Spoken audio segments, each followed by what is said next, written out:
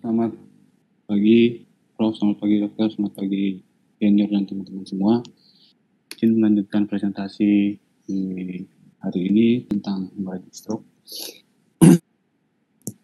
Sebagai awalnya, ingin menjelaskan tentang definisi stroke sendiri, di mana stroke sendiri merupakan clinical syndrome yang karakteristiknya berupa kondisi akut, bilangnya focal cerebral function dengan gejala kurang dari lebih dari 24 jam dan bisa mengakibatkan kematian dan juga bisa diakibatkan oleh dua macam stroke, yaitu hemorrhagic dan iskemik, di mana hemorrhagic ini merupakan spontan hemorrhagic pada substansi daripada brain sendiri, dan iskemik merupakan kondisi di mana inadequatnya cerebral blood supply pada jaringan otak yang mengakibatkan pada rendahnya blood flow dan diakibatkan oleh trombosis, emboli, dan berkaitan dengan kelainan pada pembuluh darah, arteri maupun vena, jantung maupun pembuluh darah. Ini stroke hemorrhagic sendiri secara umum terbagi atas tiga jenis, yaitu intracerebral hemorrhage dan subarachnoid hemorrhage, di mana pada epidemiologinya sendiri pada stroke hemorrhagic ini sendiri merupakan peringkat keempat teratas penyebab kematian di Amerika, kurang lebih sekitar 795.000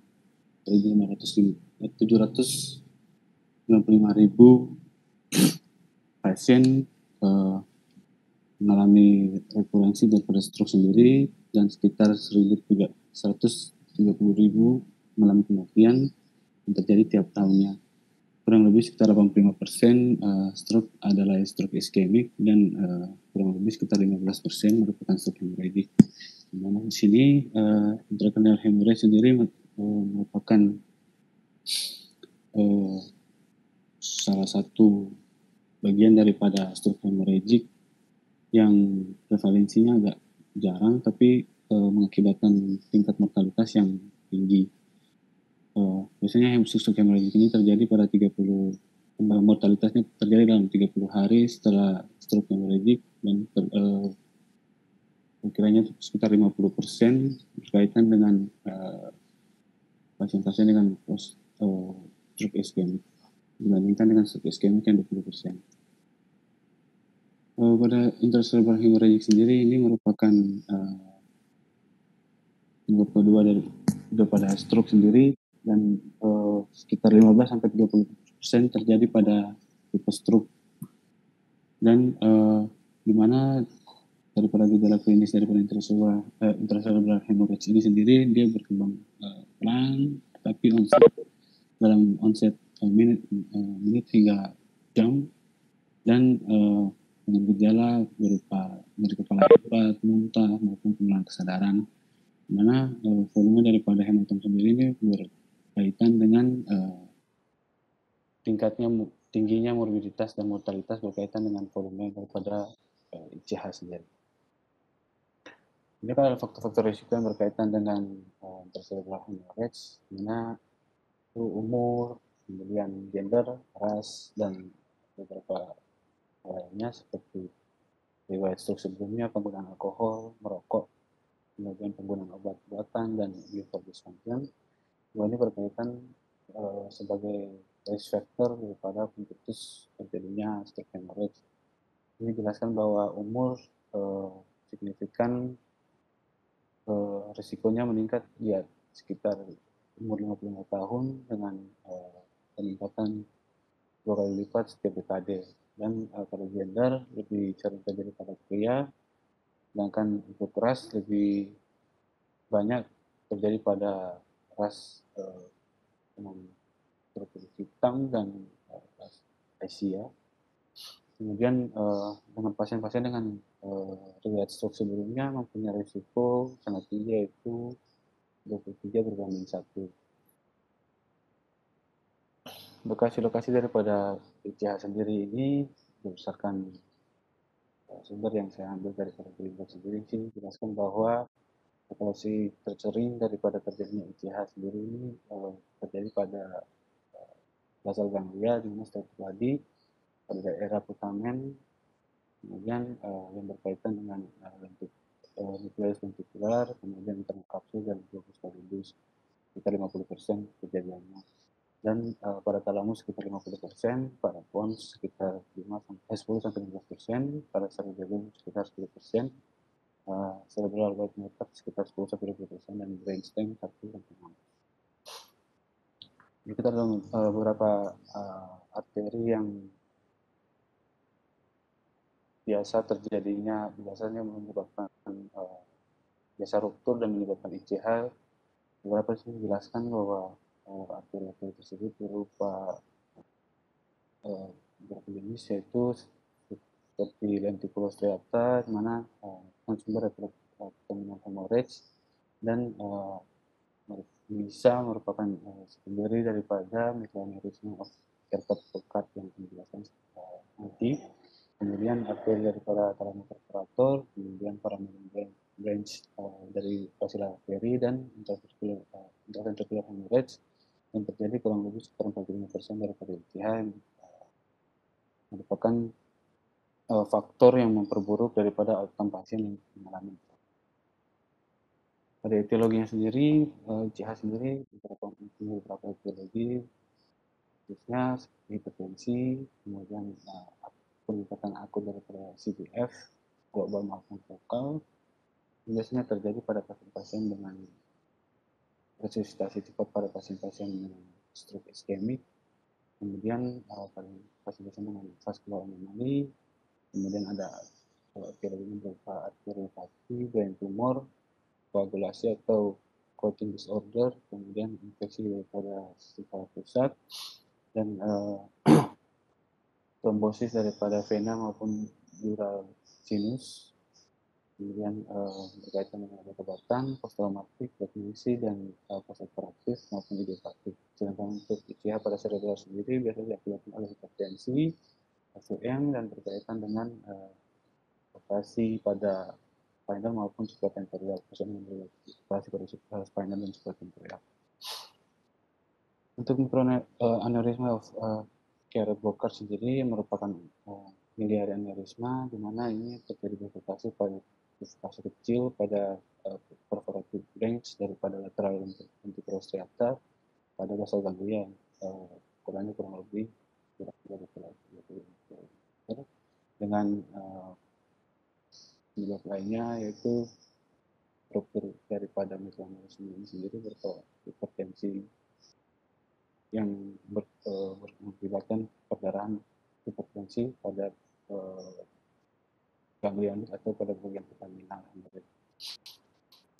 Untuk penyebab lainnya seperti cerebral amyopathy atau disebut juga dengan coagulopathy, di mana ini terjadi patologi deposition daripada beta amyloid protein dengan gambaran patologinya seperti green, dan yang mengakibatkan kelainan pada media small daripada cortical vessel yang bisa mengakibatkan referensi daripada hemorrhage sendiri, dengan karakteristik biasanya terjadi pada lobar, pada lokasinya pada lobar hemorrhage, biasanya mengakibatkan lobar hemorrhage, kemudian berkaitan dengan faktor genetik yaitu apolipoprotein allele, M4 allele, dengan gambaran pada pasien itu berupa subakut impairment daripada cognitive impairment atau bisa terjadinya kemudian juga, kemudian dengan vasogenik kemudian pada gambaran imagingnya. Dan pada pemeriksaan LTS ditemukan adanya beta amyloid antibody pada pemeriksaan LTS.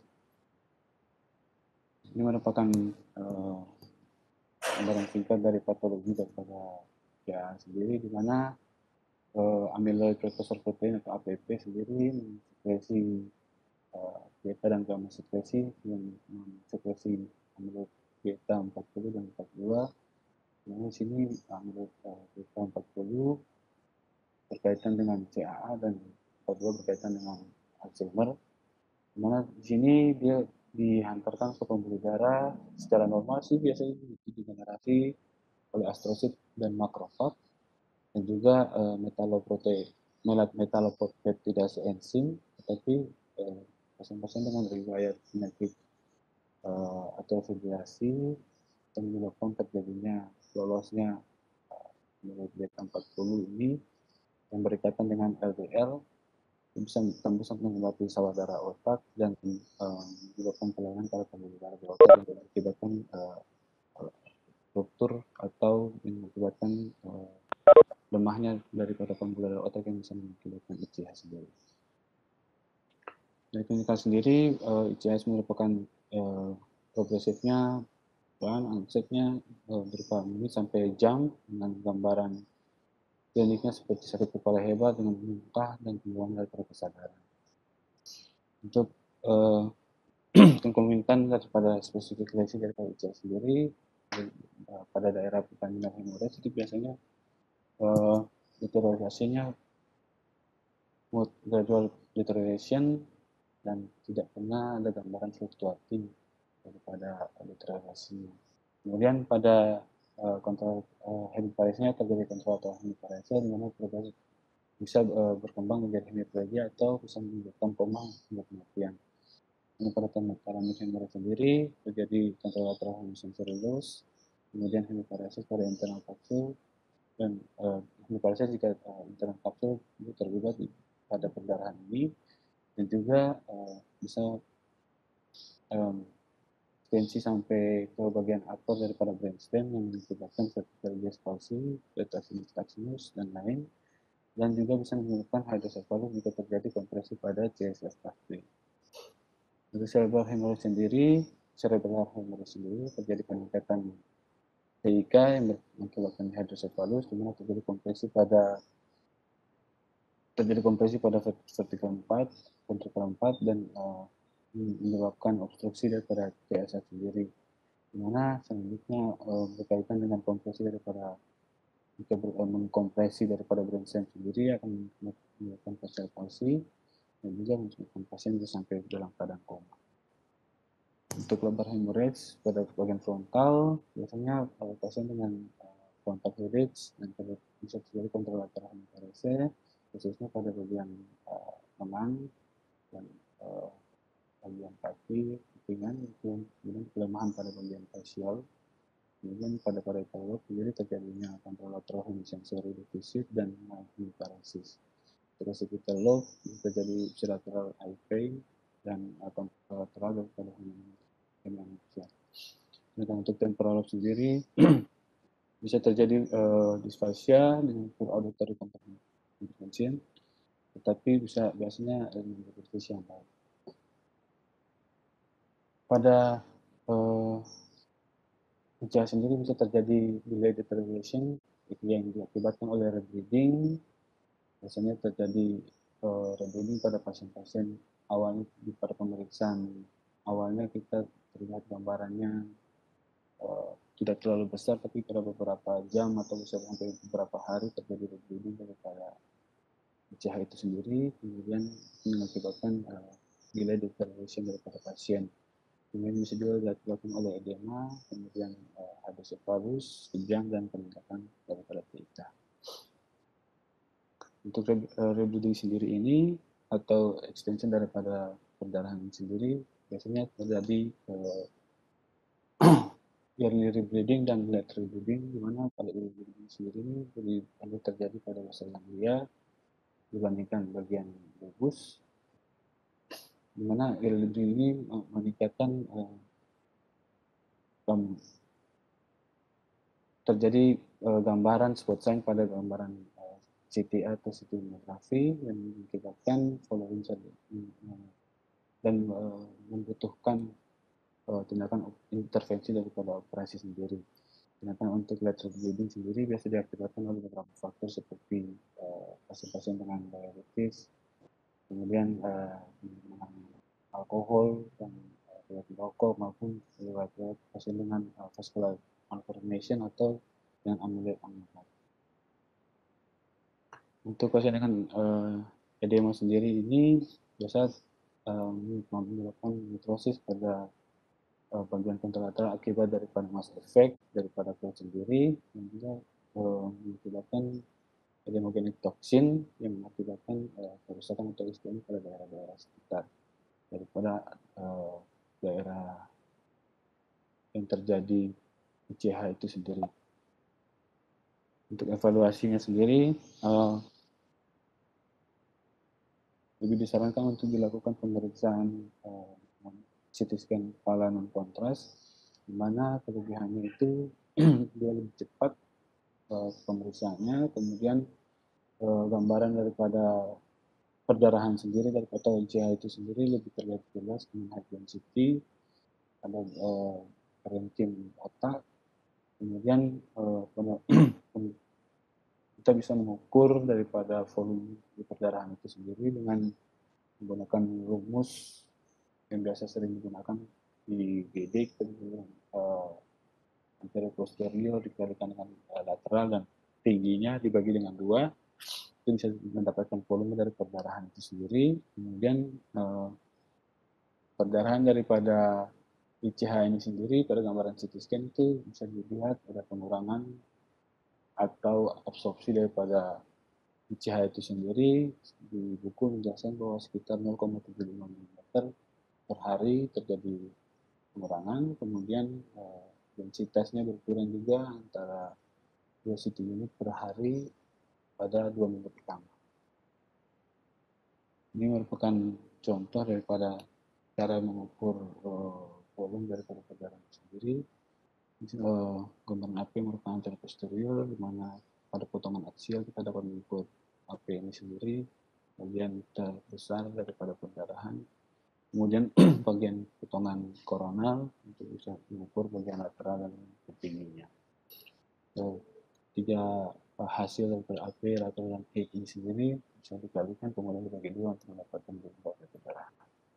Untuk CT sendiri lebih sensitif dan spesifik untuk mendeteksi kelainan daripada vaskular atau vascular lesion, juga bisa menggambarkan atau menggunakan spot sign pada gambaran ICH yang akut dengan indikasi untuk CT sendiri pasien-pasien dengan kecurigaan adanya SAH, kemudian pasien-pasien yang bisa mengarah ke cerebral venous thrombosis, dan juga pelebaran daripada pembuluh darah yang mengakibatkan kalsifikasi yang menuju atau menggambarkan kecurigaan daripada AVM sendiri. Untuk pemeriksaan MRI tidak dianjurkan untuk pada pasien-pasien yang akut atau emergensi karena dia pemeriksaan daripada MRI sendiri lumayan lama dan lebih mahal dibandingkan dengan pemeriksaan CT scan untuk mendeteksi stroke hemorrhage, khususnya untuk intercerebral hemorrhage. Untuk intercerebral hemorrhage sendiri mempunyai biasa dinilai dengan ICH score untuk menilai tingkat daripada kemungkinan mortalitas dalam 30 hari pertama, di mana ICH score ini diambil dari Greenberg. Beberapa parameter yang digunakan yaitu BCS, kemudian umur, lokasi daripada pendarahan sendiri, volume dari perdarahan, kemudian apakah ada ICA atau tidak.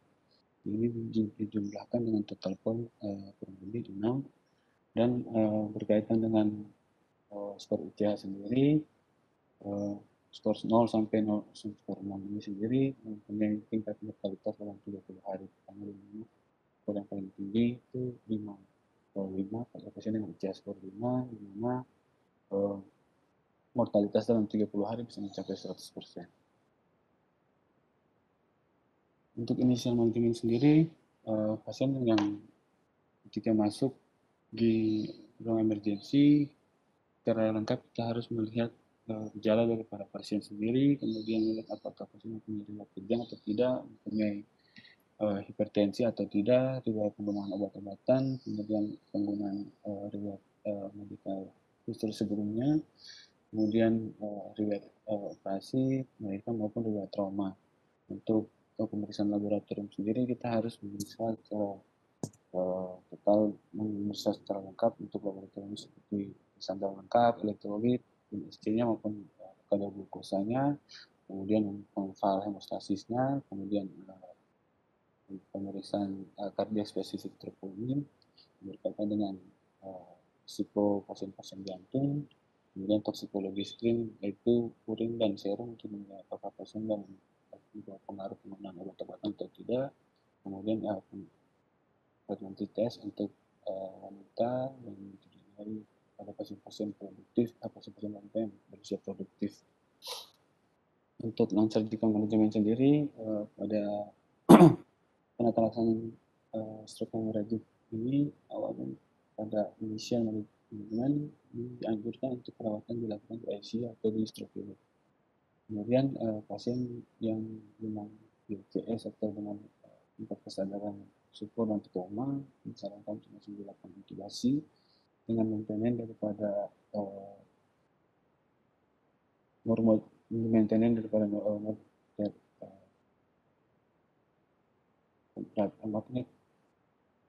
tensinya di maintenance secara baik, kemudian diberikan antikonvulsan. Sebaliknya antikonvulsan ini tidak yang profilaktik tidak direkomendasi untuk pasien-pasien dengan stroke hemorrhagic.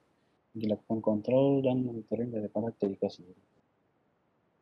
Untuk surgical treatment pasien-pasien dengan ICH sendiri mempunyai beberapa indikasi di mana terjadi penurunan neurologis yang progresif dan akibat efek massa daripada CT scan atau gambaran hipertensi intrakranial yang refraktor dengan obat-obatan atau dengan volume yang lebih daripada 50 cc dengan pasien dengan BTS yang 6 sampai 8 itu jika kontusinya berada di frontal maupun temporal dengan volume lebih dari 20 ml dan terjadi mitensif lebih dari 5 cm dan terjadi kompresi pada sternocleidomastosis dan dianjurkan untuk dilakukan merupakan indikasi daripada craniotomy.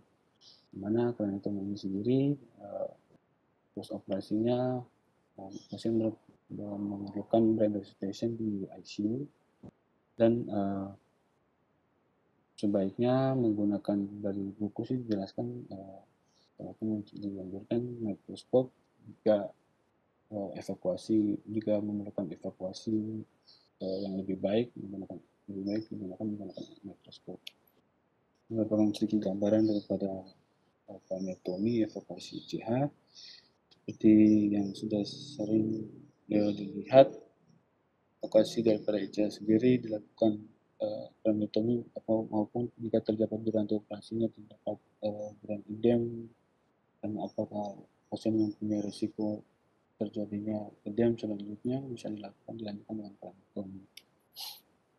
Selanjutnya untuk pembahasan selanjutnya itu dengan subarachnoid hemorrhage, di mana subarachnoid hemorrhage ini merupakan perdarahan pada bomba subarachnoid, di mana 3% daripada bisa terjadi 3% daripada keseluruhan stroke dan tapi 5% daripada pasien-pasien yang mengalami SAH ini bisa terjadi kematian pada pasien-pasien dengan insidensi 10-15 per 100.000 orang per tahun di Amerika, lebih cenderung daripada ras Afrika Amerika, dengan lokasi tersering 30% berada pada anterior communicating dan 25% pada posterior communicating, 20% pada MCA dan 10% basilar dan 5% pada vertebral serta 25% pada multiple aneurysm.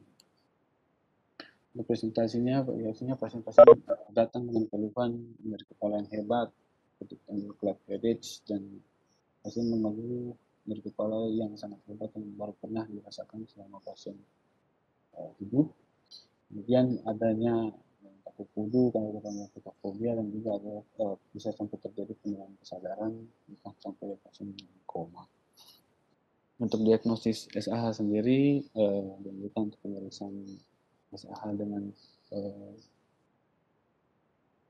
dilakukan CT scan tanpa kontras, di mana pada gambar tanpa kontras ini sendiri pada 6 jam pertama itu sensitivitasnya dapat terlihat 100% dan pada 7 jam pertama 97%, sedangkan pada 5 hari dengan SAH sensitivitasnya bisa 100%.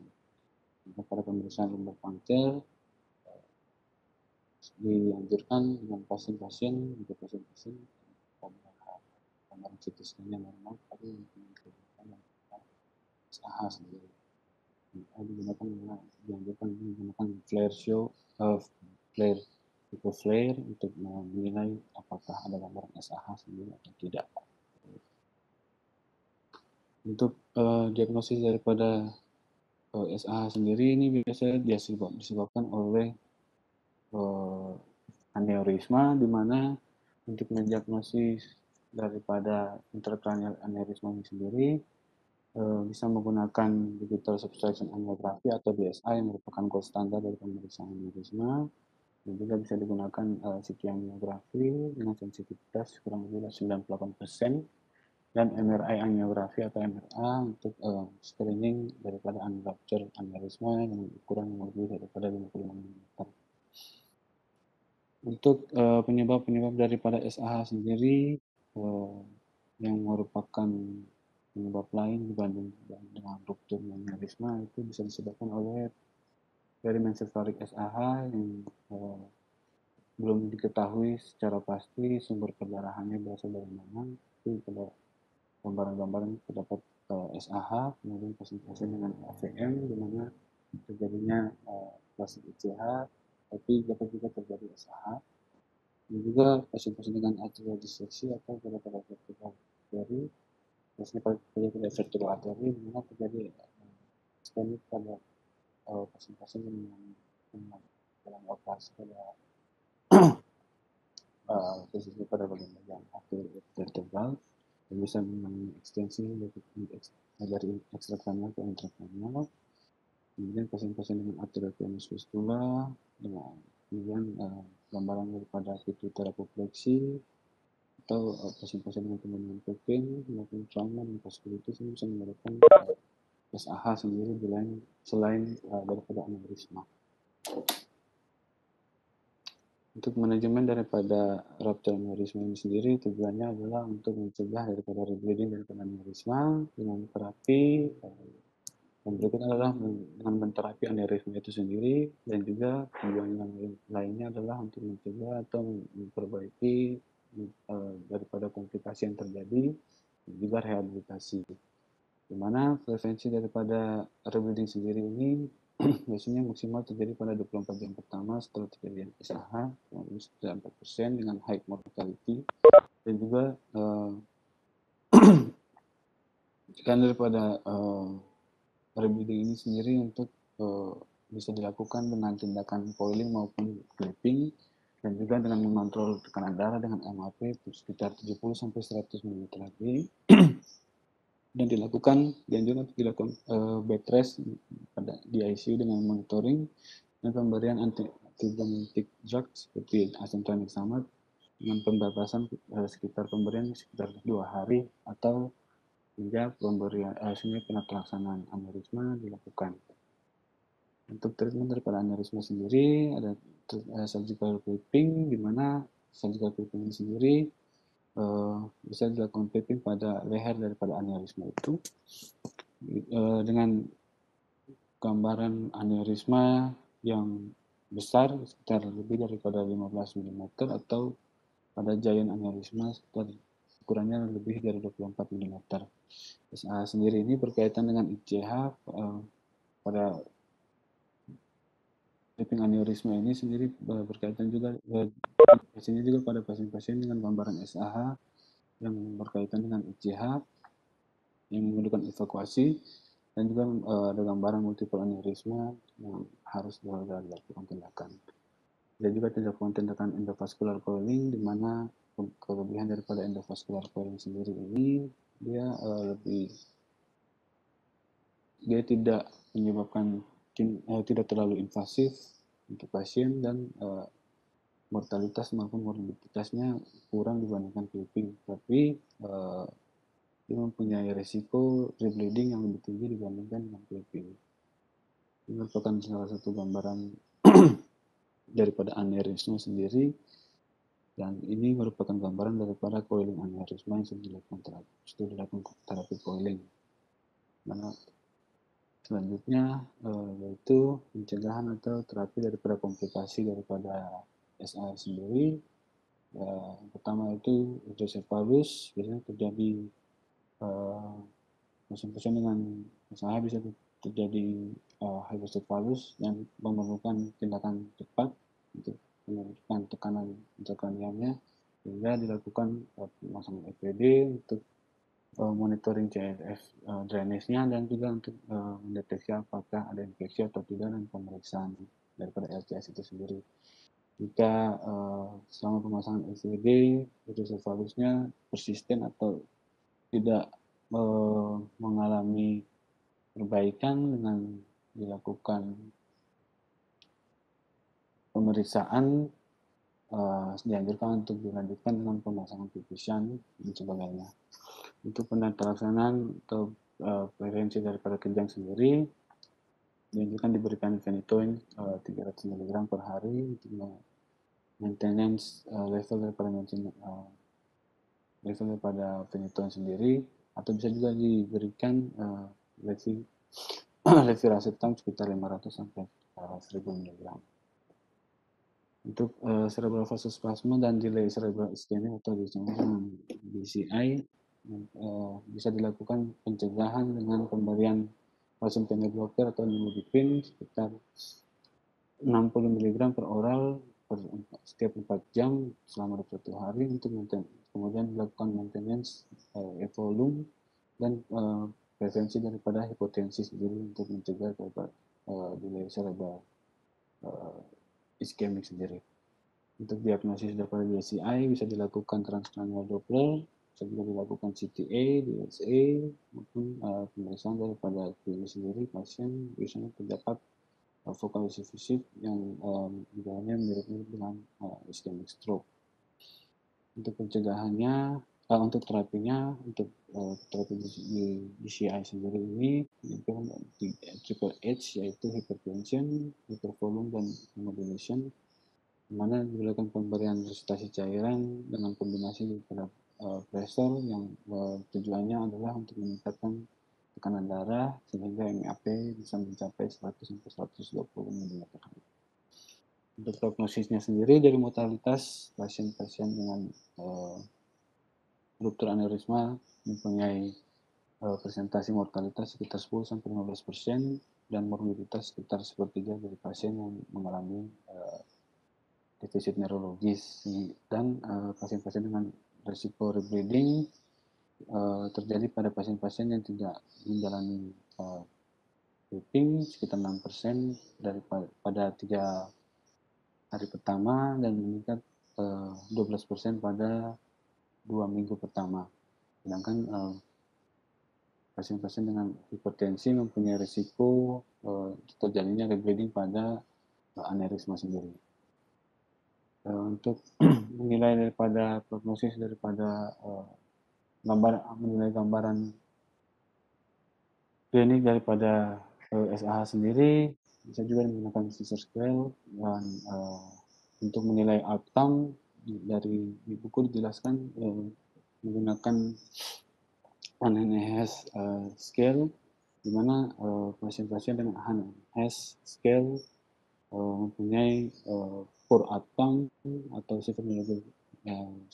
severe neurological deficit vegetatif atau meninggal seiring dengan atau sesuai dengan grading daripada HAN-NIHS sendiri, di mana grading yang paling terbesar mempunyai presentasi terbesar sekitar 100% yang mengakibatkan poor outcome atau bahkan menyebabkan pasien meninggal. Dan sedangkan untuk Fisher Scale sendiri berkaitan dengan vasospasm, mana gambaran Fisher 1 dengan tidak ada gambarannya. SAH mempunyai low risk pada vasospasm dan yang paling tinggi pada Fisher 4, Fisher grade 4 dengan intracerebral dan intraventricular blood bisa menyebabkan mempunyai dan kompresi pada cisterna basalis ini menyebabkan high risk pada vasospasm. Untuk unruptured aneurysma sendiri, biasanya pada pasien-pasien unruptured aneurysma ini ditemukan secara tidak sengaja ketika pasien melakukan kontrol atau mempunyai kelainan neurologikal lainnya, melakukan pemeriksaan ditemukan adanya aneurysma yang tidak rupture, sehingga pada pelaksanaan selanjutnya mungkin dokter akan mengevaluasi apakah aneurysma ini perlu segera dilakukan tindakan atau tidak.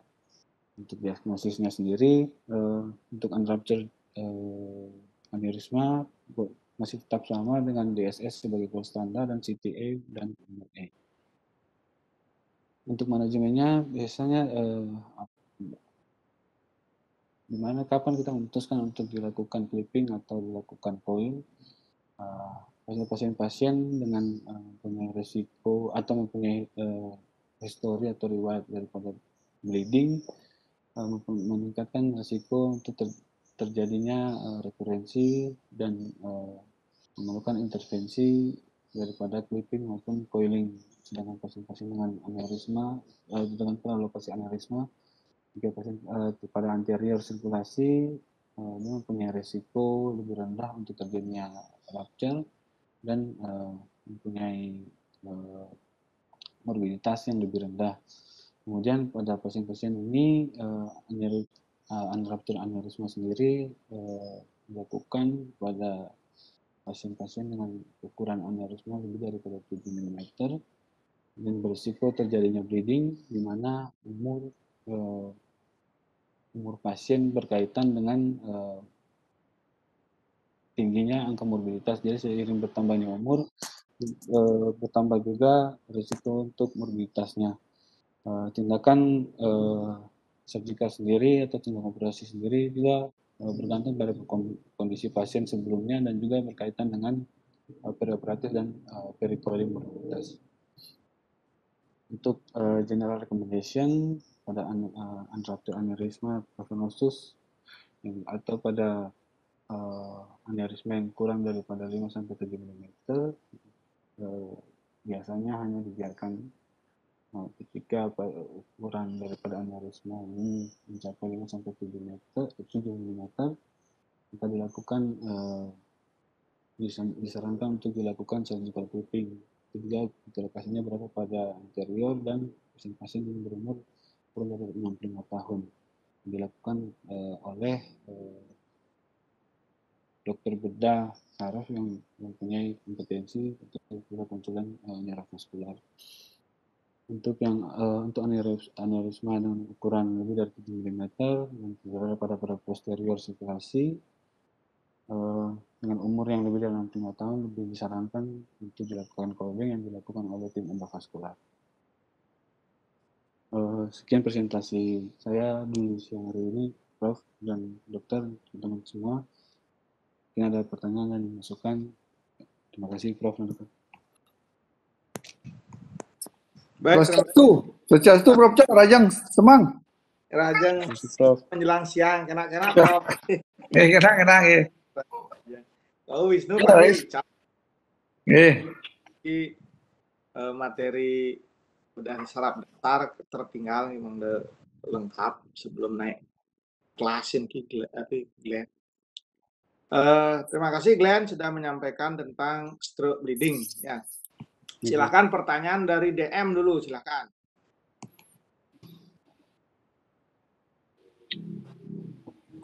Selamat siang, Prof. Siang, silakan. Selamat siang, Prof. Perkenalkan, Prof. Nama saya Andia. Saya profesor dari dokter muda. Saya izin bertanya, Prof, mengenai unruptured aneurysma. Itu kan tadi dikatakan apabila kurang dari 5-7 mm itu dibiarkan dan diobservasi saja. Untuk pertanyaan saya, berapa bulan sekali kiranya kita memfollow up pasien tersebut? Apakah 2 bulan sekali atau 1 bulan sekali? Dan apakah ada KID khusus dan pengobatan yang dapat kita berikan sebagai prevensi untuk terjadinya ruptur aneurysma, Prof? Terima kasih, Prof. Terima kasih pertanyaan DM Anbia. Silakan, Glenn. Ya, terima kasih, Prof. Terima kasih atas pertanyaannya. Untuk waktu kapan seharusnya dilakukan kontrol rutin untuk melihat apakah aneurisma itu berkembang atau tidak, secara detail sih saya belum mendapatkan gambaran atau penjelasan di buku menjelaskan tentang berapa lama yang dianjurkan untuk dilakukan pemeriksaan. Tetapi pemeriksaan kontrol dengan kontrol daripada faktor risiko daripada pasien tersebut seperti hipertensi dan sebagainya itu harus dilakukan kontrol rutin untuk mencegah terjadinya ruptur aneurisma sendiri. Mungkin bisa dilakukan kontrol tiap 6 bulan berkaitan juga dengan paparan daripada radiasi jika dilakukan CT scan dan sebagainya, sehingga dianjurkan sih lebih baik sekitar 6 bulan dilakukan kontrol yang ada pada pasien. Mungkin Prof bisa ditambahkan, Prof?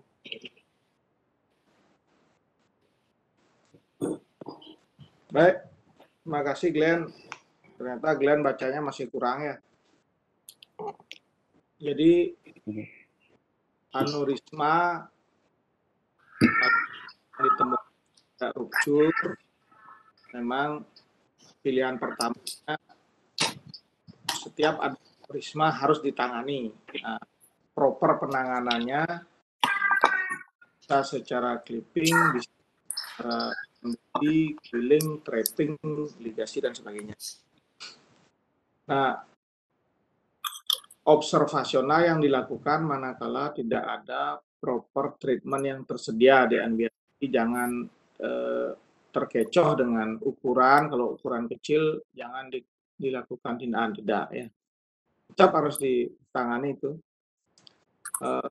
Kemungkinan rupture-nya memang ada dalam untuk yang unrupture dalam periode 4 tahun dia kemungkinan rupture-nya 0,5 sampai 2%, rata-rata 1%. Yang sudah rupture dalam hari pertama kemungkinan re-rupture 4%. Nah, ini kita bicara yang ukuran kecil dan tidak. Kalau Hanenhaes-nya grade 0, Fischer grade 0. Nah, itu tidak berarti tidak ditangani secara operatif, langsung konservatif, tidak ada. Kalau aneurisma dilakukan tindakan, nah pilihan tindakannya yang silakan karena elektif, non-rupture, silakan yang non-invasif biasanya. Nah, dalam menunggu fase dilakukan embolisasi, ada monitoring dan observasi yang dilakukan, tanda-tanda rupture-nya, apakah ada klinis SAH dengan kaku kuduknya, dengan nyeri kepala hebat, dan seterusnya, hingga penurunan kesadaran. Bisa dipahami ya? Oke, Prof. Bisa, Prof. Ya, jadi ada peluang untuk observasi, bukan berarti tidak dilakukan operasi. Ya. Nah, umumnya yang maksudnya observasi itu pilihan yang intervensional surgical treatment, apa namanya, dengan DSA sekaligus embolisasi, itu maksudnya ya. Bukan berarti ukuran aneurisma sudah jelas berbentuk fusiformis 6 mm di konservatif, bukan itu maksudnya ya. Pilihannya ada, tidak selalu surgical, terutama non-rupture. Hanenhaes grade 0, Fischer grade 0, itu pilihlah coiling, emboli, dan seterusnya. Cuman memang perlu persiapan dan pembiayaan. Karena Anda ketahui harga coil itu per coil sekitar 1.000 US dollar. Jadi untuk ukuran yang di bawah 7 mm diameter, katakanlah memerlukan 5 kuil. Nah, itu biayanya akan cukup besar. Jadi ada persiapan untuk itu. Tidak bisa situ ya. Nah, yang rupture ya langsung dikerjakan sesegera mungkin dalam 72 jam pertama. Mengingat besoknya kemungkinan rebleedingnya adalah 4%. Kalau lewat 3 hari, tunggu setelah 14 hari dengan mempertahankan seperti yang disampaikan Glenn, kondisi di ICU, jangan sampai tensinya terlalu tinggi, MABP harus diatur, CVC dipasang, pasien tidak boleh batuk, mengedan, laksansia agar tidak BAB-nya macet, dan seterusnya ya. Kira-kira demikian. Mungkin ada tambahan Prof. Sri? Terus, Prof. Betul. Baik, terima kasih DM atas pertanyaannya. Silakan kalau Anda kelasnya kelas yang tinggi nih yang bertanya ya. Stroke bleeding, kelas stroke adalah Martin dan Buana, silakan.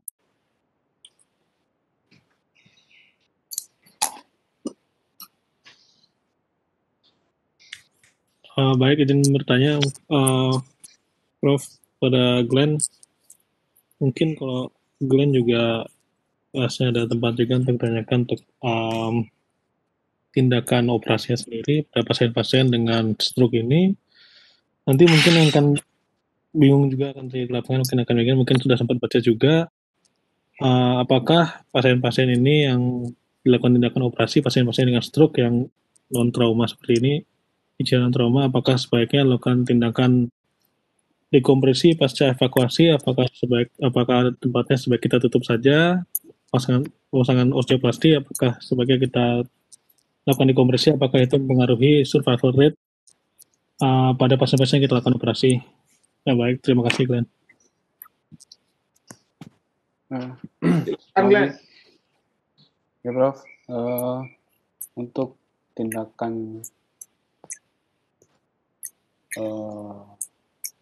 apakah pasien harus dilakukan, yang saya tangkap apakah ada pengaruh dilakukan dekompresi dan sebagainya pada pasien-pasien dengan spontan bleeding, pasien-pasien dengan stroke spontan bleeding ini, apakah mempengaruhi proses laki-laki sendiri? Menurut saya pada lapangan lebih kita lihat daripada durasi operasinya, Prof. Jika selama dilakukan operasi dan ditemukan adanya brain udem yang hebat, dilakukan untuk dilanjutkan dekompresi atau dilakukan kraniotomi. Tapi tentunya terjadinya udem selanjutnya yang bisa mengakibatkan pasien mengalami deteriorasi atau penurunan kembali daripada kondisi neurologis pasien. Mungkin seperti itu, Prof.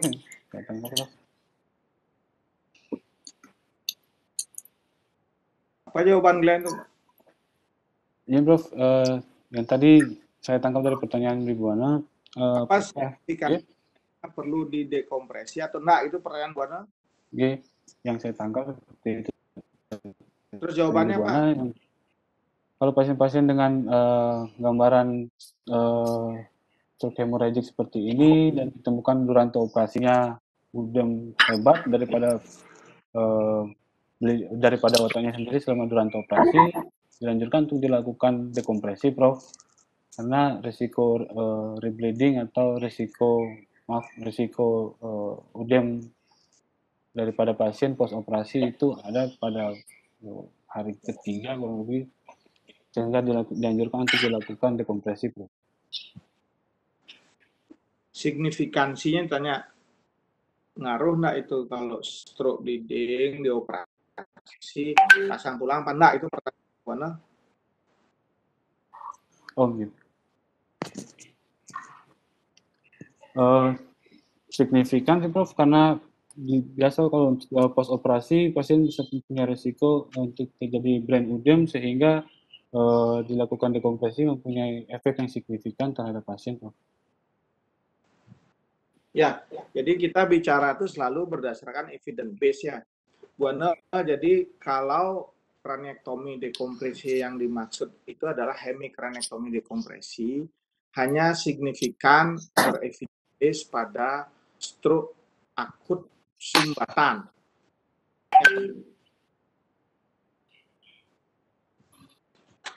Itu pun evidence base-nya baru kelas 2. Kemudian untuk stroke bleeding, penyertaan hemicraniectomy atau tulang tidak dipasang, belum ada evidence base yang mewajibkan kita untuk tidak pasang tulang. Jadi kembali menjadi opsi. surgeon saat evakuasi, bagaimana otaknya slack atau agak tegang. Kemudian didiskusikan kemungkinan pasiennya akan mengalami brain herniasi, dilihat dari pre-surgical CT scan-nya, kalau sulcus gyrusnya penuh dengan clot, apalagi fissure grade 3 itu sampai ke sisterna tular, karena interhemisfer penuh dengan clot dan sisterna ambien penuh, nah itu kemungkinan akan bengkak dia akibat degradasi hemoglobin yang meracuni ke parenkimal.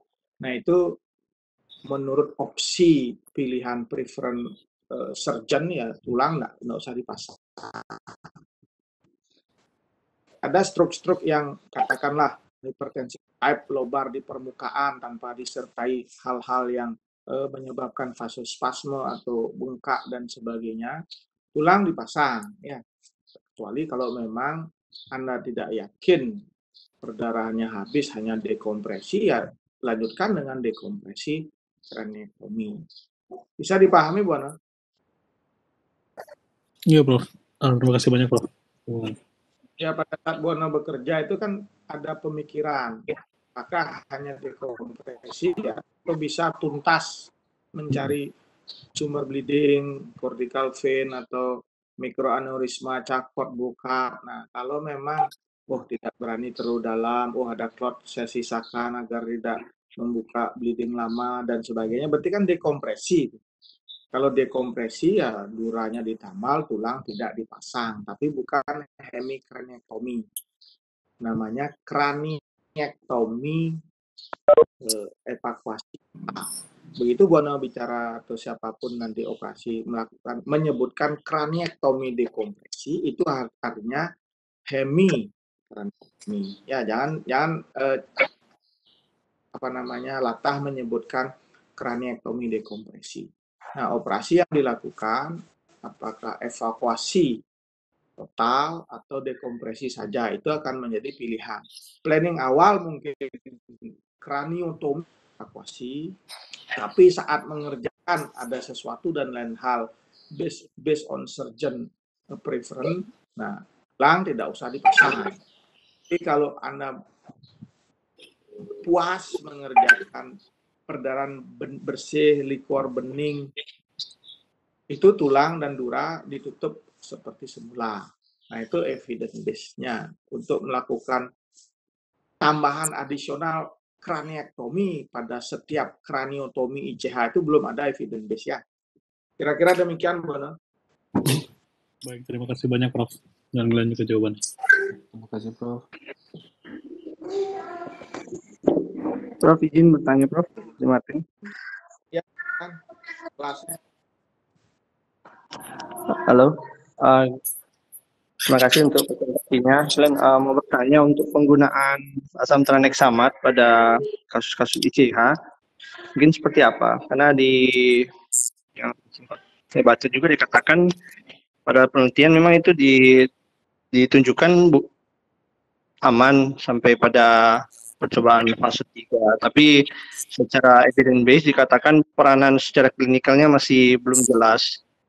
Namun kadang sering juga kita gunakan. Mungkin pertanyaannya adalah bagaimana penggunaan asam tranexamat itu pada kasus-kasus ICH dalam konteks ini spontan ICH. Terus yang kedua untuk yang pertanyaan tentang perendoskopik atau minimal invasif tadi mungkin sempat disinggung. Mungkin bisa disingkatkan atau dirangkumkan kira-kira pada pasien-pasien mana aja yang cocok untuk kita lakukan endoskopik, misalnya dinilai dari faktor PCSK atau kedalaman, mungkin bisa dijelaskan dari Glenn. Terima kasih, Prof.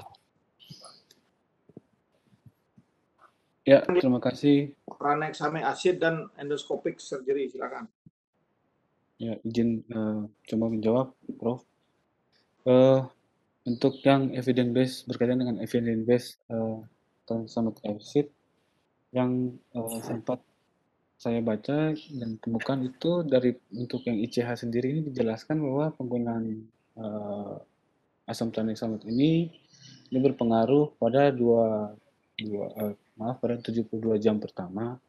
Dan ini 72 jam pertama ini dimaksudkan adalah atau dilanjutkan hingga atau dibiarkan hingga dilakukan penata laksanaan daripada aneurisma, di mana kalau memang pada misalnya pasien datang ke emergensi terus dilakukan pemeriksaan dan ditemukan ICH dan ruptur aneurisma sehingga dilakukan penata laksanaan emergensi daripada aneurisma sendiri, otomatis pemakaian daripada asam tranexamat itu hanya terbatas pada hingga dilakukan penata laksanaan daripada aneurisma sendiri.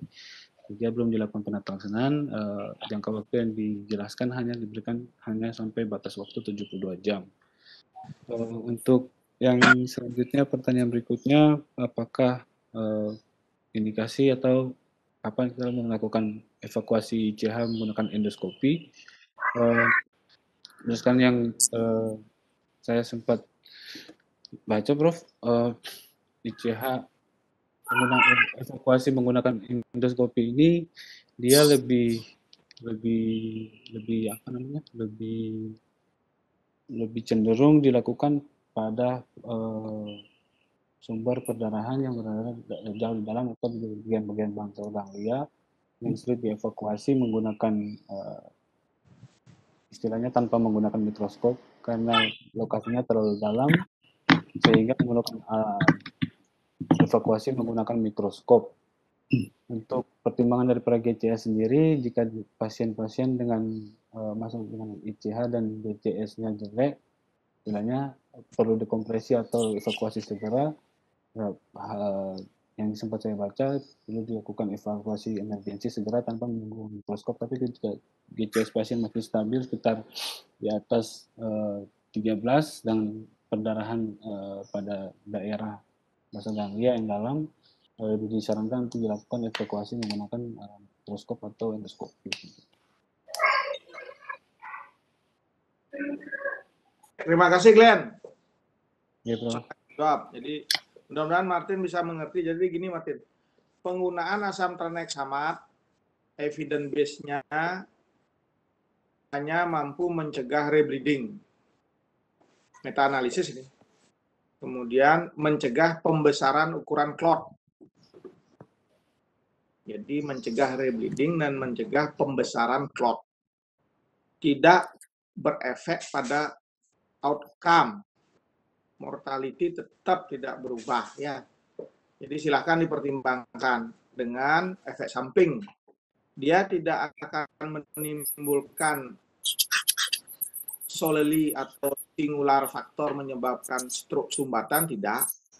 Tapi multifaktorial bisa berefek memberikan iskemik. Misalkan kalau digabung ya, dia tidak menimbulkan trombosis vena dalam, dia tidak menimbulkan pneumonia stasis, dia tidak menimbulkan iskemik pasca tranexamet, dia tidak menimbulkan hidrosepalus pasca pemberian clotting itu. Namun kalau digabungkan semua faktor itu, dia akan signifikan menyebabkan adverse effect atau efek samping. Multi ischemic event namanya. Ya, kalau satu persatu dia tidak. Tapi kalau semua faktor itu digabung, pemberian tranexamic acid selama kita mengkonservasi pasien menimbulkan ischemic event. Bisa dipahami ya, Martin ya?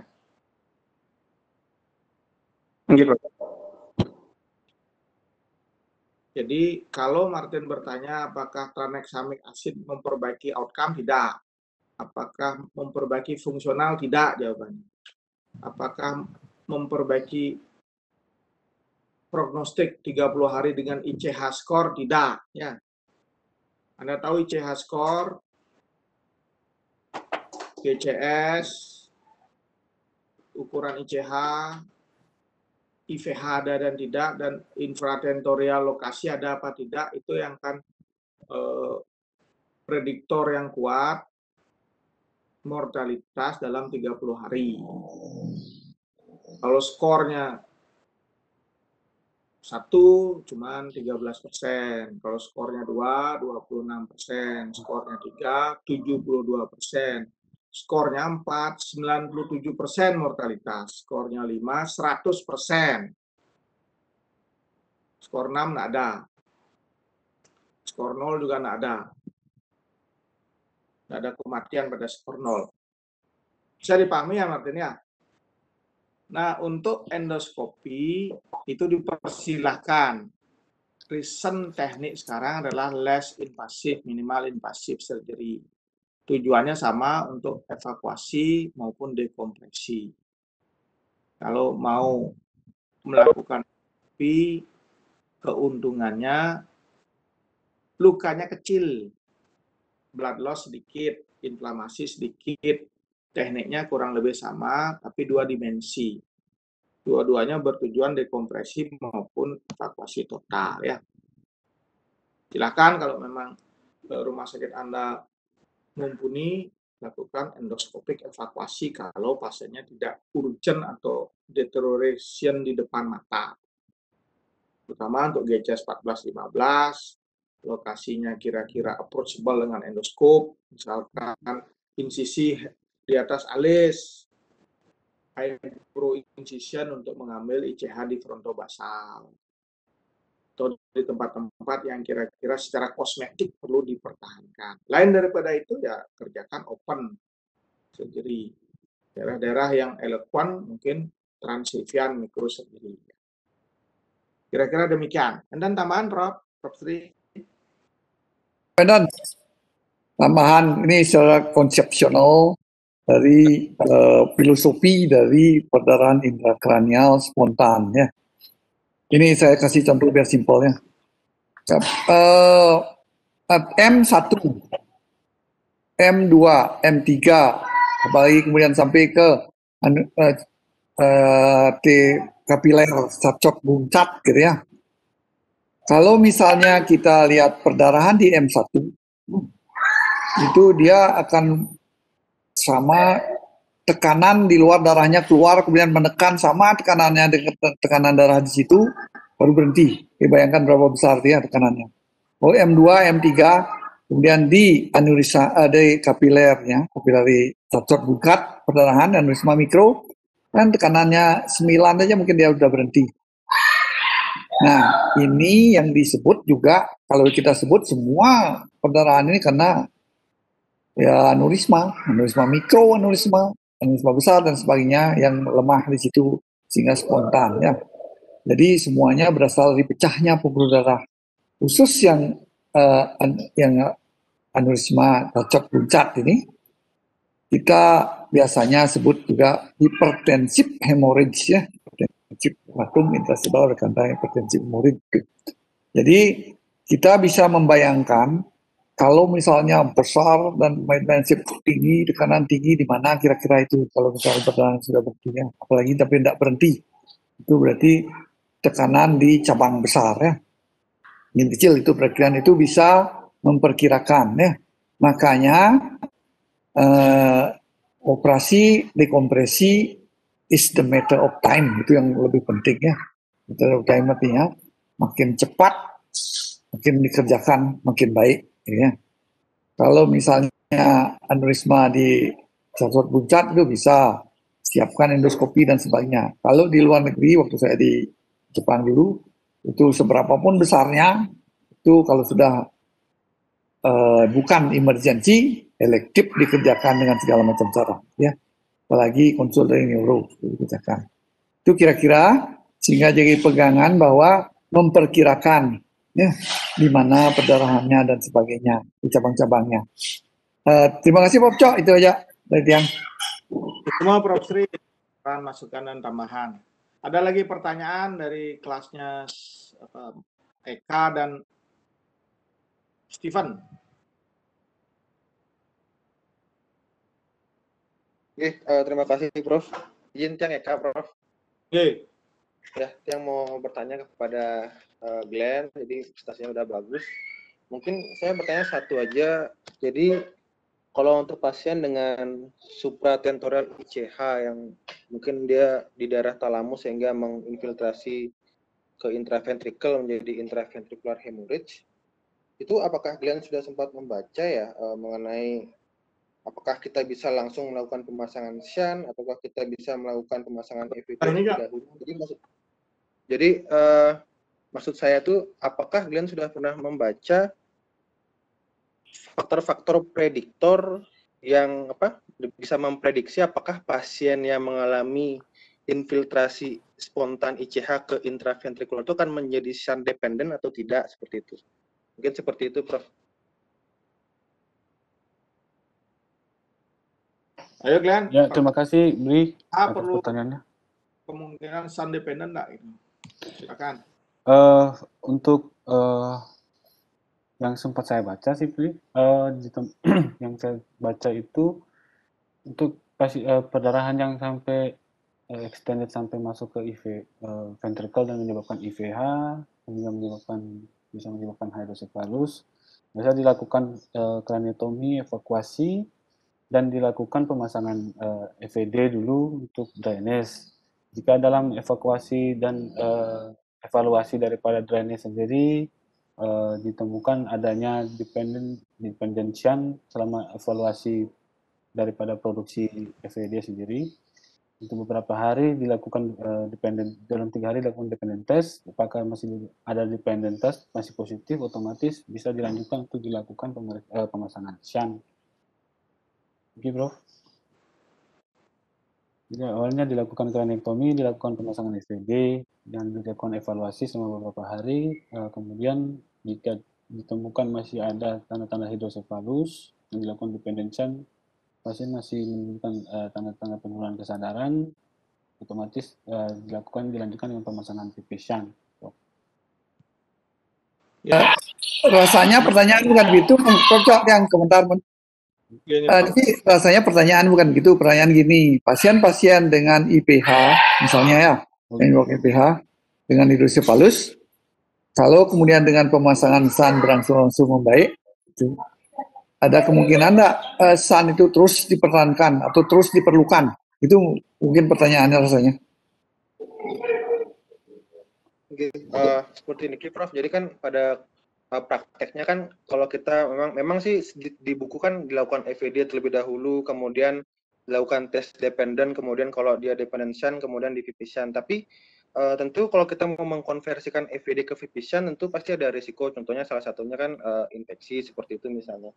Nah, kemudian juga risikonya kan mengalami operasi kedua. Nah, apakah ada suatu mungkin prediktor yang mengatakan bahwa di awal nih kita ketemu pasien IVH di awal ada faktor-faktor yang menentukan bahwa dia tuh pasti ini akan menjadi shunt dependent, sehingga langsung kita hari pertama tuh langsung dipasang VP shunt, Prof. Jadi tidak dipasang EVD terlebih dahulu sesuai dengan yang di buku, seperti itu maksud saya. Mungkin seperti itu pertanyaan saya, Prof. Baik, Eka, terima kasih pertanyaan, mungkin sudah jelas. Glenn sudah berusaha menjawab. Jadi gini, apapun yang kita lakukan selalu ada evidence base, baru kita confirm menyatakan suatu sikap dan action ya gitu ya kayak ada dua hal, ICH dengan IVH, ICH IVH dengan EVD. Nah, itu dua hal yang perlu diperhatikan. Pasien dengan ini evidence base clear trial namanya. Jadi pasien ICH 45% akan memerlukan dependent shunt. Itu dicatatkan. Nah, ICH aja, mau dia ada IVH atau enggak, kemungkinan, apalagi dengan IVH. Nah, ada kondisi lain lagi, ICH, IVH yang dilakukan EVD. Yang sudah dilakukan EVD pun mempunyai 18-30% atau sepertiganya akan dependent shunt gitu kan. Jadi kalau menentukan dari awal bahwa pasien ini harus di shunt, mungkin pertimbangannya yang 45% tadi atau dianggap setengahnya. Ya kayak ada pasien GCS-nya masih cukup baik, tidak perlu operasi ICH, tidak perlu irigasi ventrikel dipertimbangkan karena satu sisi ventrikel masih clear, itu dipasang shunt langsung di hari pertama atau hari kedua, ada justifikasinya karena separuhnya akan dependen. Jadi tidak salah juga gitu loh. Tapi yang menjadi treatment of choice adalah EVD dulu. Nah, dari pasien ICH, IVH, ini berdasarkan clinical trial ya, kayak bukan berdasarkan, mungkin experience empiris akan sedikit berbeda, silakan, itu masing-masing spesialis mempunyai empiric treatment namanya. Tapi kita berbicara evidence based. Sebagai residen harus by the book dulu. Nanti setelah spesialis, guru besar ya silahkan ada opsi dari clinical judgment sebagai seorang expert ya. Jadi itu Kak, kalau pasien datang langsung di SAN ada legitimasinya, 45% bakal dependent SAN. Kalau pasien datang di EVD dulu, kemudian habis EVD di AF dengan tes meskipun tidak deteriorasi tapi sedikit ventrikulomegali, sedikit sakit kepala, serba sedikit, disan oleh surgeonnya itu boleh karena 18-30% dia akan dependent SAN di 2 bulan pertama, dipulangkan lagi 2 minggu datang betul-betul hidrosefalus gitu misalnya. Kira-kira demikian Kak, bisa dipahami ya Kak ya? Nggih, Prof, nggih. Ya, Dika menjawab sama Prof, sesuai yang tanyakan Prof. Susma Prof. Mudah-mudahan puas ya. Jadi kalau Eka nanti sudah spesialis, datang lihat sekarang ada satu sisi ventrikel ada IPH, ada satu sisi bersih. Nah, sesan aja langsung karena GCS masih baik agar tidak menurun segala pertimbangan lah. Atau GCS jelek sekali agar tidak no action, harus ada action, setelah disan bangun dia. Justifikasinya jelas ada karena 45% bakal dependent SAN. Nah, ada juga penelitian lain. Irigasi pada IVH akibat spontaneous ICH akan menurunkan angka-angka tadi. Itu juga trialnya. Ya, T-clear trial pada endoscopic irrigation untuk IVH. Yang tadinya sekaligus dipasang IVD, yang tadinya 18-30% terjadinya dependent SAN, bisa diturunkan sampai separuhnya kan. Sehingga alangkah baiknya kalau memasang EVD disertai irigasi. Artinya di OKIBS, saya kerjakan nanti, kan udah bisa pakai endoskopi. Ceritanya memasang EVD tapi mainkan dulu endoskopnya. Cuci-cuci, suction, cari di mana clotnya berada. Setelah kira-kira kemampuan untuk irigasi sudah maksimal, baru tinggalkan EVD-nya gitu Kak. Itu akan mengurangi hingga separuh dari persentase yang saya sebutkan tadi. Nah, seminggu tes provokasi ternyata tidak perlu SAN di AF. Nah, itu memang kemungkinan dependensannya jauh lebih turun. Jadi 1/6 kalau kira-kira ya. Baik, bagus pertanyaan Kak.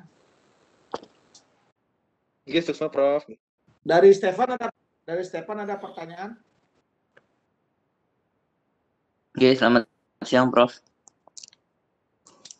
Terima Oke, kasih silakan, untuk waktunya. Nah, mungkin pertama saya mau komentar sedikit untuk Glenn yang tadi tentang sempat ditanyakan juga oleh dokter muda tentang penanganan dari unrupture intracranial aneurysm. Itu ada scoringnya, nanti bisa coba dicari-cari. Scoring dari unrupture intracranial aneurysm treatment score. Jadi nanti kalau kita scoring, kita akan punya 2 skor. Kita lihat favorable-nya ke mana, lebih ke surgery atau non-surgery. Nanti kalau memang non-surgery bisa kita follow up lagi. Itu untuk tambahannya. Terus yang mau saya tanyakan kepada Glenn, mungkin ada beberapa pertanyaan yang basic supaya nanti aplikatif kepada Glenn juga. Kita kan biasanya dapat konsulan dari TS neurologi dengan suspek spontan ICH, suspek AVM, atau kita tulis suspek aneurisma. Nah, apakah dari gambaran radiologi bisa kita curigai ini adalah satu hipertensif, oh ini satu aneurisma, oh ini satu AVM. Kalau memang bisa, kira-kira seperti apa? Itu satu. Lalu yang kedua, mungkin 2 saja pertanyaannya. untuk aplikatif kita nanti di lapangan, kita kan memang mungkin bukan hanya pasien stroke saja, tapi pasien-pasien trauma juga sering takut nanti akan perdarahan dan kita pasang surgisel di korteks atau mungkin di bagian yang pos kita sudah evakuasi ICH-nya. Sebetulnya perdarahannya sudah terkontrol, tapi masih ada bagian permukaan yang masih belum tertutup surgisel, kita takut berdarah, jadi kita tutup surgisel. Mungkin kalian pernah baca, apakah ada pengaruhnya atau tidak sebetulnya pemakaian surgisel yang berlebihan pada lokasi yang sebetulnya tidak berisiko tinggi untuk terjadi perdarahan. Mungkin seperti itu, Glenn. Oh ya, sama tambahan lagi satu, tadi ada ICH score seperti sudah dijelaskan oleh Prof. Cok. Nanti coba Glenn juga bisa baca tentang SICH score, tentang risiko-risiko terjadinya ICH tersebut ternyata oleh kelainan vaskular atau bukan, ada scoringnya juga. Terima kasih. Ya, terima kasih banyak Bli atas masukan dan pertanyaannya. Untuk pertanyaan secara radiologi atau secara gambaran CT scan, kita bisa mencurigai apakah ini merupakan suatu gambaran perdarahan yang diakibatkan oleh rupture kah, atau diakibatkan oleh hipertensi kah, atau rupture aneurisma. Berdasarkan yang saya baca sih, salah satu contoh daripada gambaran perdarahan itu yang diakibatkan oleh hipertensi, dia lebih banyak disebabkan gambaran perdarahannya itu berada di daerah. Mungkin kalau hipertensi dia lebih sering terjadi pada daerah basal ganglia. Maaf, mohon koreksi kalau salah, Bu. Kemudian kalau memang dia lebih diakibatkan oleh cerebral amyloid angiopathy, dia lebih berada pada daerah lobar, dan kalau kecurigaan kita mengarah ke AVM, dia lebih mengarah perdarahannya lebih berada pada daerah pada daerah kortika. Itu yang bisa menggambarkan kita, oh apakah ini mengarah, ini perdarahan ICH ini suspek perdarahan karena struktur aneurisma kah, hipertensi kah, atau AVM dari letak-letak yang tadi sempat saya sebutkan. Mohon dikoreksi kalau ada salah. Kemudian untuk pertanyaan berikutnya, maaf, pertanyaan kedua tadi apa nih?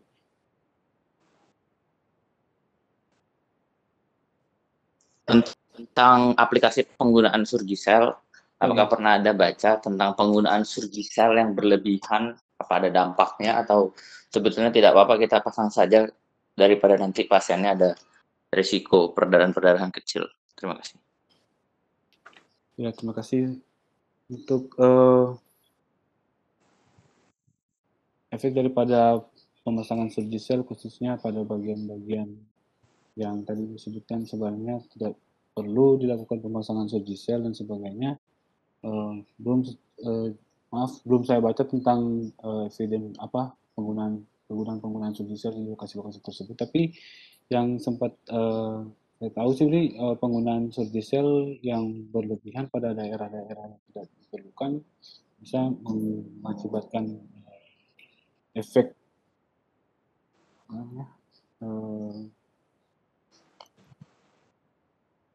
dia bisa menjadi efek massa yang diakibatkan oleh penggunaan surgisel yang berlebihan.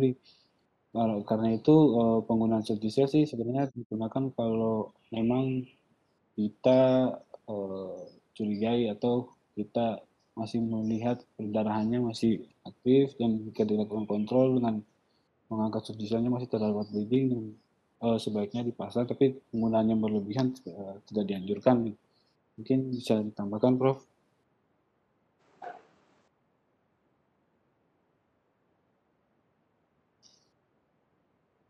Ya, Glenn udah berusaha menjawab ya. Tadi pertanyaan yang pertama tentang apa ya, lupa saya? Pertanyaan yang pertama tentang lokasi-lokasi yang berkaitan dengan sumber atau penyebab daripada perdarahan tersendiri. Ya, itulah. Kalau ada CT scan, gimana cara kita sebagai dokter jaga nebak itu aneurisma atau bukan, kan gitu. Jadi namanya aneurisma, dia akan selalu menunjukkan efek di ruang subarachnoid, sehingga terjadi klinisnya ada namanya rangsangan meningan karena ada darah di sana ya. Klinis pasien nyeri kepala hebat dengan kaku kudu, dengan fotofobi atau gangguan gerak bola mata karena nyeri di retroorbital, bahkan sampai ptosis. Nah, itu klinis-klinis yang perlu diperhatikan. Selain dari klinis, kaku kudu dan lesi nervus 6 dan sebagainya yang sering teriritasi di ruang subarachnoid, juga penunjangnya. Selain anamnesis, ada riwayat keluarga atau pernah sakit seperti ini sebelumnya. Nah, pada CT scan, kalau yang ditanyakan oleh Stefan, dilihat kalau darahnya di ruang subarachnoid banyak, itu kemungkinan ada perdarahan ruang subarachnoid SAH yang spontan, bukan trauma. Ya. Spontan SAH bagian besar disebabkan oleh bleeding dari pembuluh darah yang besar di basilar atau circulus willis. Gambarannya, lihat interhemisfer visura. Kalau interhemisfernya banyak darah, nah itu kemungkinan cabang-cabang A, anterior sirkulasi. Kalau banyaknya ada di Sylvian visura, mungkin cabang-cabang dari M. Kalau banyaknya juga di insular cisterna insularis, dan di basalis, misalkan di ambient sistemnya penuh, itu Willisi. Sekarang Willisi coba lihat-lihat. Willisi yang paling banyak yang terjadi adalah ECOM, nomor 1 itu. Nah, ECOM kan tengah-tengah, jadi interhemisfer ada darah, kemudian ambient cisterna penuh darah, kemudian kanan kiri Sylvian ada darah, cisterna dari insular ada darah, clot di sana, Fisher grade 3 lah katakan. Nah, itu kemungkinan besar Willisi terbanyak adalah ECOM ya Stefan ya. Nomor 2 banyak adalah PICOM. Nomor 3 banyak baru cabang-cabang M. Nah, itu yang perlu namanya insidennya harus diketahui, sehingga tebak-tebakannya kita sebagai dokter jaga suspek aneurisma rupture-nya tidak terlalu ngambang. Kalau jelas seperti itu, suspek ECOM rupture, langsung tulis di sana namanya suspek, kan silakan DD-nya dengan apa. Ya jelas diagnosanya kerjakan, usulkan angiografi. Kalau memang non-invasif dipilihkan CT angio atau angio. Kalau gold standarnya harus DSA, digital subtraction angiografi. Kira-kira itu nebaknya dari CT scan kalau Stefan nanya seperti itu. Yang kedua apa tadi ya? Tentang penggunaan Surgisil, Prof. Itu dah CT scan tadi. Surgisil, Prof. Oh, Surgisil. Pada saat apa pakai Surgisil? Dari pertanyaan Stefan tadi menanyakan tentang apakah ada pernah dibaca tentang penggunaan Surgisil pada daerah-daerah yang sebenarnya perdarahannya tidak perlu dilakukan Surgisil, dan apakah pemakaian Surgisil yang berlebihan itu ada dampak terhadap pasien tersebut atau enggak gitu. Ya, jadi Surgisil itu adalah hemostat. Jadi berbentuk fibrin yang membantu pembekuan. Idealnya digunakan seminimal mungkin. Jangan membuat efek massa nanti Surgisilnya atau menjadi korpus alinium Surgisil. Jangan seperti itu ya. Pada pemakaian-pemakaian yang normal, jadi seperlunya daerah-daerah yang kira-kira Anda tidak mau coater atau bakar, daerah yang eloquent, daerah-daerah dekat kapsula interna, basal ganglia, itu gunakanlah hemostat Surgisil, atau itu kan merek itu, atau bahan-bahan hemostat lain silahkan, sambil diirigasi dan menunggu clotting time. Nah, kalau memang perdarahannya AFU berhenti, Surgisil tadi dicabut aja, enggak masalah. Tapi kalau ada DAP, biarkan di sana. Dia akan terbentuk clotting yang membantu untuk menyetop perdarahan kalau memang osing-osing terus ya. Jelas kalau penggunaannya berlebih ya jangan, dia akan memberi efek massa, malah udem perisurgisel nanti ya. Dari vokal udemnya karena surgiselnya kira-kira 5 tumpuk di sana ya. Apapun yang digunakan berlebih ya jangan. Apalagi pertanyaannya? Itu aja Prof, yang lain usul dari saran dari Prof Steven. Tentang unrupture aneurisma tadi, mungkin diskusinya silakan. Memang evidence base-nya belum kuat ya. Observasi itu bukan berarti konservatif. Semua harus diperhitungkan. Tim untuk melakukan operasi pada pasien Hanenhes grade 0, Fischer grade 0, GCS 15 itu sangat menantang. KIE-nya harus baik. Tapi kalau nggak dioperasi, ingat perdarahan pertama 46% mortal ya. Kalau Anda punya keluarga, silakan dipertimbangkan. Sekarang you GCS 15 no symptom. Tapi secara tidak sengaja ditemukan aneurisma misalkan. Itu harus ditangani kalau kita punya saudara pun, karena 46% meninggal dibanding 0% itu sangat-sangat ekstrim ya. Paham ya maksudnya ya? Kalau Anda konservatif begitu dia pecah pada, memang kecil peluang pecahnya dalam 0,2 sampai 4% pada tahun pertama, tapi begitu pecah mortalitas dalam 3 bulannya 46%, gimana itu? KIE-nya harus baik. Kita harus ambil risiko 1 lawan 1 itu, 1 hidup 1 mati kan itu, mortalnya separuh. Kalau dibiarkan dikasih doa ya begitu jadinya. Tapi kalau diupayakan dengan tim yang lebih baik, itu observasi namanya. Selama dia tidak pecah, persiapkanlah tim yang terbaik. Kalau perlu yang non-surgical, seperti tadi sempat saya sampaikan, apa dengan klip, apa emboli, apa dengan glue dan sebagainya. Ya, pertimbangannya usia juga. Pada usia muda itu lebih baik operasi. Ada itu scoring faktor-faktor yang memberi dorongan bagi kita untuk, karena kan harapan hidupnya masih banyak. Dan kalau usia 90 tahun dengan ditemukan apa namanya aneurisma yang unrupture intrakranial aneurisma, itu ya udah usia lewat dari angka harapan hidup ya. Istilahnya kalau GCS-nya tidak turun, nah kita kerjakan. Itu bukan konservatif, itu observasi. Jadi kalau sudah pecah aneurismanya, gradingkan Hanenhes, bisa kita berikan inform concern bahwa mortalitasnya sekian persen, dengan dioperasi diharapkan mampu menyelamatkan, life saving gitu. Itu lebih menguatkan surgeon. Tapi kalau surgeonnya yakin, capable dengan tim yang sangat berpengalaman, jangan tunggu pecah, itu prinsipnya ya Stephen ya. Selain usia muda, juga apakah dulunya sempat SAH enggak dia? Kalau sudah sempat SAH, jangan tunggu SAH yang berulang. Itu 4% kemungkinan pecahnya dalam apa namanya tahunan ya. Kalau sudah pernah pecah, kalau belum pernah pecah sama sekali ya rata-rata 1%. Kemudian lokasi aneurisma, basilar tip aneurisma itu lebih baik segera ditangani. Jangan nunggu pecah langsung goodbye itu. Bukan 46% lagi, 100% kalau basilar tip di batang otak soalnya. Itu kandidat baik untuk embolisasi non surgical ya.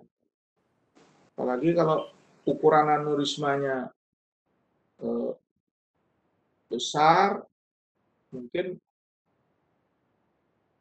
peluang pecahnya lebih tinggi, lebih mengencourage kita menyarankan operasi. Kalau ukurannya kecil, di bawah 7 mili, bukannya konservatif, tapi diobservasi. Begitu ada Hanenhes grade 1 atau Fischer grade 1, segera sarankan operasi. Itu bukan konservatif, namanya observasi ya. Tetap pilihannya, lakukan sesuatu untuk menyelamatkan. Family history dan sebagainya, keluhan kaku kuduk dan keluhan tosis itu menandakan memang harus segera ditangani ya. Mungkin itu kira-kira Stephen ya.